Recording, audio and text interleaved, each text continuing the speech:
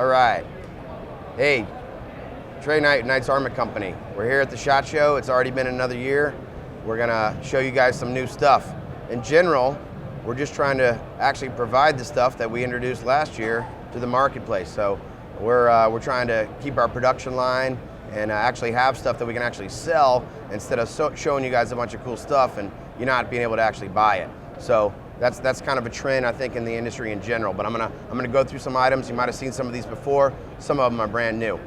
First, I'd like to start off with the SR-15 SBR. So this is a short barrel rifle. This is an NFA item. It's got our 11.5-inch barrel on it. It's got our front sight, flip up front sight gas block, which was a real hot item for a long time because it wasn't available.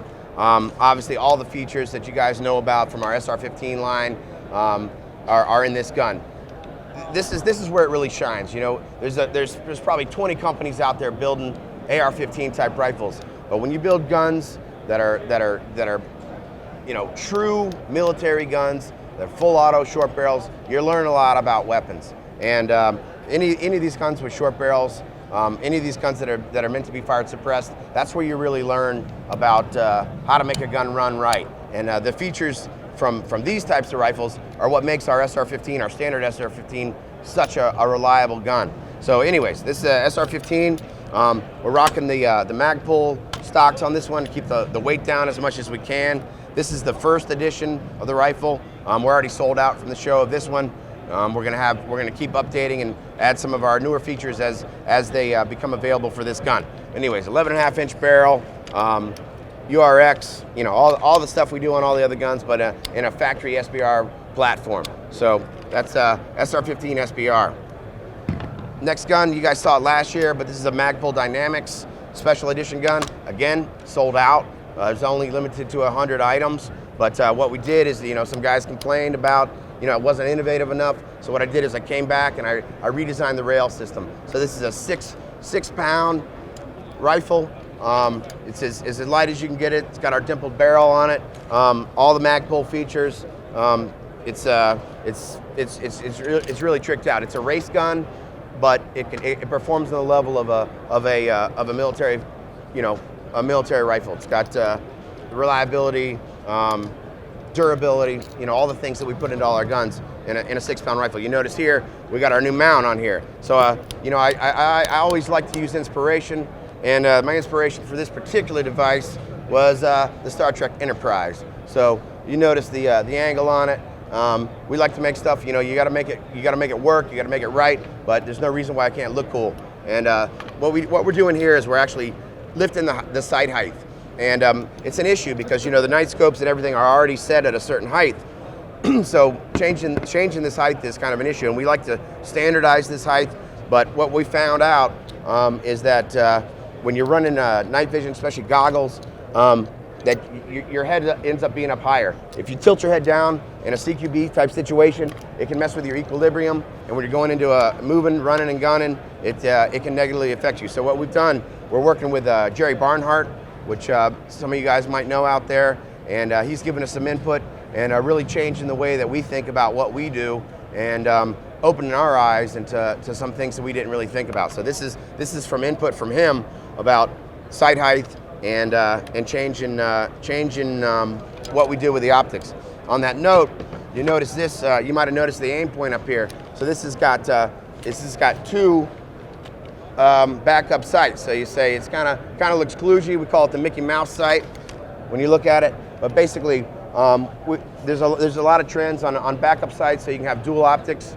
And what we do is we reduced the time that it takes to go to that backup sight. So there's a very minimal transition. A lot of people are running about a 45-degree angle on those backup sights.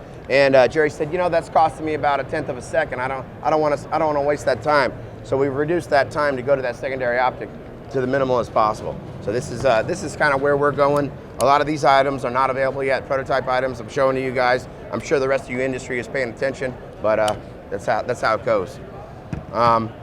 Next thing, I'm gonna obviously this is our newest thermal device, our UNS long-range thermal.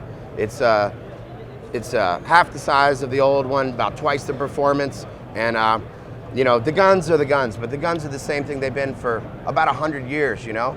We're still throwing lead downrange out of a barrel with a rifling.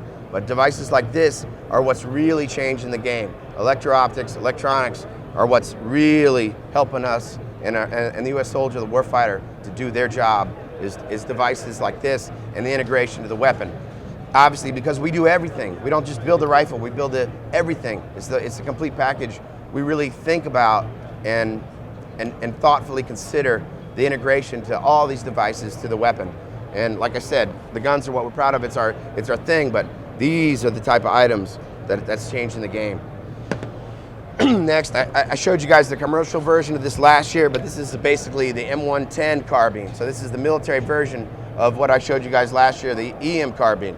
Obviously, this gun we knew was coming about, and we introduced the commercial gun just to get kind of our feet wet on producing the gun. We wanted to get squared away with building it, get our production line up and running. Unfortunately, because the gun's coming under contract, these guns are not going to be as available commercially, but I talked about a lot of the features last year, but basically the trend is to move towards a 16-inch gun, and it's doing everything that the 20-inch gun did in a 16-inch package. This is a designated marksman rifle.